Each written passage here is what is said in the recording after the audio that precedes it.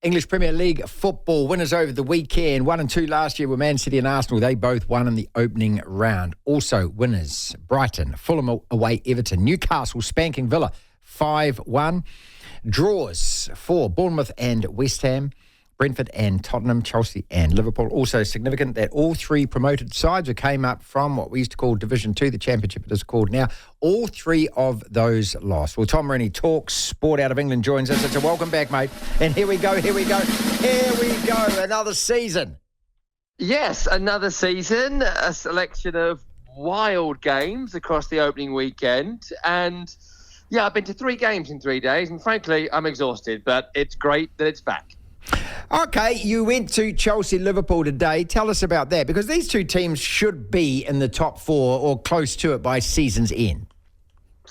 Do you know what's funny about the game today is that they just look like two teams that had just started their pre-season. There was so much experimentation going on. There was so much trying stuff out going on that in the end, it finished 1-0. It could have finished 5-5 because offensively, both teams are kind of packed with talented players. For Liverpool, Salah had moments, Diaz had moments. I thought Jota played well. Szoboszlai on debut was good. And for Chelsea, everyone pretty much bar Raheem Sterling had some moments. Jackson was impressive, I thought. And Enzo Fernandez played pretty well. But as the game sort of wore on, it got so weirdly ragged because I'm not really sure what Chelsea are at this moment in time. I was chatting to a friend of mine who was doing commentary of the game, but basically said he prepped for the game for about 4 or 5 hours because he had no idea who played for Chelsea at this moment in time, how they were going to play. And that was kind of borne out by the fact that Carney Chukwuemeka started and Disasi was the goal scorer, made his debut. We didn't know if he was going to be sold or loaned on. They brought on a couple of players I'd quite literally never heard of as the 5th substitute. His first name was Leslie. The second one escapes me. You know, so that was all a bit of a mess. And for Liverpool, first half an hour, you thought, oh, hold on. This could be tasty here. Salah scored a goal that was disallowed. If it went 2-0, things could have been different. But as the game wore on, you were a bit like, I don't know who's playing where and what they're doing. And Alexander-Arnold does this weird miscellaneous right-sided sort of thing where he was just sort of floating around doing nothing and marking nobody. And then Salah gets taken off for someone called Ben Doak, who is the most scouse-looking bloke I've seen in my entire life. And Salah throws a strop as he comes off. Like, it was a bit mad. It was a bit unpredictable. And the only surprise really is there was only a goal apiece. All 3 promoted sides lost, 2 of them at home. What does that tell us? It's going to be a long season for them?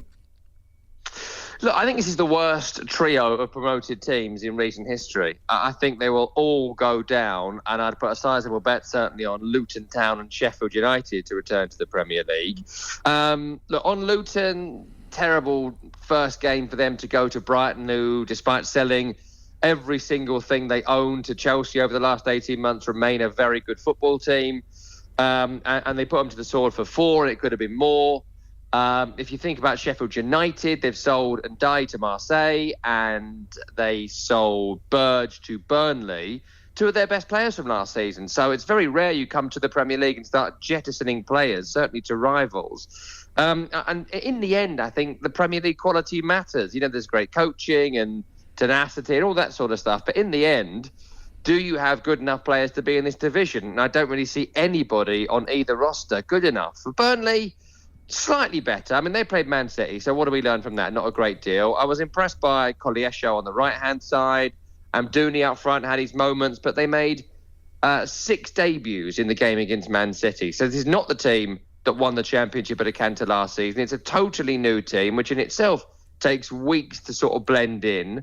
And you don't get weeks. They could be bottom of the league, Burnley, with 5 points after 10 games. And from that point, you're struggling all season long. So 2 definitely down. 1 I'm 95% confident of, which is lucky, really, because half the other teams are pretty useless too. So they'll be delighted to see the championship promoted teams being as bad as not. Tom Rennie, talk sport, West Ham fan. Of course, we'll get onto that in a second. Tottenham, no Harry Kane. What a miserable season that's going to be for them. Are they bitter and twisted, those Spurs fans?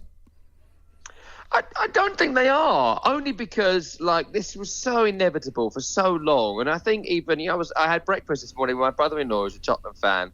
And I just think he's a bit like, why would Harry Kane still be here?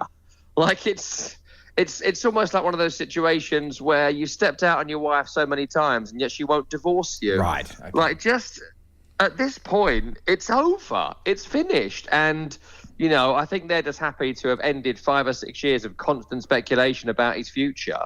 And, with Ange Postecoglou in charge, I don't know if you saw at the end of the game against Brentford, the players went over and did like a kind of pitiful sort of like clap the fans. And Postecoglou goes over there's like, no, let's get over there. Let's talk to these fans. Let's make sure we interact with them all. I think what they've done is hire a very charismatic and likeable man in Postecoglou who just wants to go out there and entertain. He's not being tasked with winning trophies like Conte and Mourinho and all those other people who had Harry Kane were. He is being tasked with putting smiles on faces. And if that's the case, I can see things going better than the kind of doom and gloom of it all. They ain't going to be in the top 4. They might not be in the top 6, but they might be worth watching. And for the first time in about 5 years, that might be a good thing for Tottenham fans because some of the football in that period has been diabolical. Newcastle fun to watch, though, aren't they? How good are they going to be this year? I'm a big fan of the kingdom of Newcastle United. I think that, the way they build the club is questionable and the ownership model and all that sort of stuff. But they haven't done that thing that a lot of sovereign wealth funds have done over the years and gone like, right, let's get Neymar and let's get Messi and let's get every single £100 million player we can possibly get. Look at what Todd Bowley's doing right now. They're not doing that. They're incrementally and gradually improving, game on game, week on week, month on month, season on season. And Sandro Tonali, who they signed from Milan, I thought was fabulous in midfield against Aston Villa. Look at Alexander Isak. A year into his time at Newcastle United, he was fantastic as well.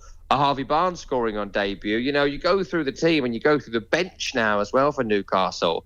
And there's just a real strength in depth there that wasn't there before. And every window they get a little bit better. And every window they get better, they establish themselves in the top 6, top 4. And look, title race is going to be beyond them, I think, this season, especially being in the Champions League. But at some point, in the near future, you and I are going to be talking about Newcastle United coming close to and then likely winning the Premier League. So if it's going to happen, they might as well entertain us while they're doing it, and they're absolutely doing that. Arsenal get off to a win against Tottenham Hotspur. They were the challengers last year. Did you see enough this year to say that they can close that gap even further on City? Not really. They were a little bit shaky at times. This experiment that Arteta's got going of a midfield trio of Declan Rice, Kai Havertz and Martin Ødegaard, I don't know if that works or is going to work. I think Rice played well. Ødegaard is brilliant. Kai Havertz, jury's out for me. I still think they're 4 or 5 players short, frankly, of taking on Manchester City. And I thought that, on Friday night watching Manchester City, and I was chatting to a City journalist who was telling me about them trying to buy Lucas Paquetá off West Ham just to annoy me, I think. And you're looking at the strength and depth of City, and it's like just for midfield. They've got Kevin De Bruyne, they've got Bernardo Silva, they've got Rodri, they've got Calvin Phillips, they've got Jack Grealish, they've got a ludicrous amount of world-class talent, and they think they're short.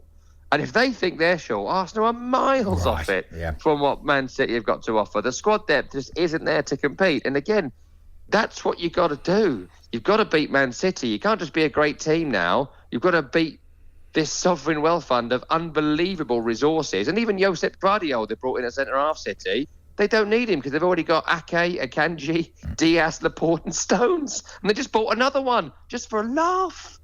So, all right, finally, mate, I don't know. Your lot away at Bournemouth. Good goal from Bowen, and then pack up and just bring the defenders on, said Moyes, and let's get a draw out of this game. You happy? I'm not as unhappy as a lot of West Ham fans are because in the end of this season, I think we're going to look at a very different West Ham. I think everyone has noted a lot of change needs to happen. And I think by the window closing, Antonio might go, Danny Ings might go, 1 or 2 others. Paquetá may well go. But look, in the league last year, it was awful. Something had to change. And Moyes this weekend basically had the same attack that started the season 3 seasons ago. So attackers need to come in. The Rice replacement has already come in. More midfielders need to come in. And probably Harry Maguire needs to come in to to actually lead this side that looked a bit rudderless at times. So it was a bit depressing. I would prefer him to be a bit more proactive, but, David Moyes has been around for 20 years. I mean, West Ham manager for 4 or 5 seasons.